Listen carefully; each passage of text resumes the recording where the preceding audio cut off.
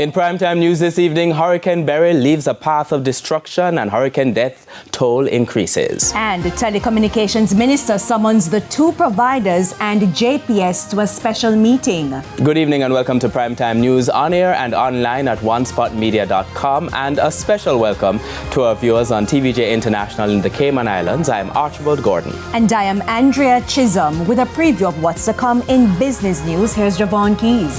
Well, Andrea, this evening we're going to be looking at the impact of Beryl on the banking sector. What do the industry players have to say about recovery? I'll have the details later on.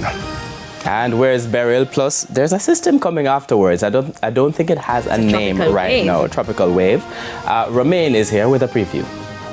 Thanks, Archie. Yes, we do have an open tropical wave in the center of the Caribbean basin that is moving westward, and it should be passing across the island late tomorrow going into Saturday. So we have an increase in clouds and showers for the start of the weekend. Thank you, Romain. There's also sports commentary and E-Prime in this newscast. But before the break, the feedback question. And this evening, we're asking, what have you been doing to recover from the effects of Hurricane Beryl? Share comments online, facebook.com/television Jamaica, and post on X at TVJ News Center. Stay with us. Primetime News returns right after this break.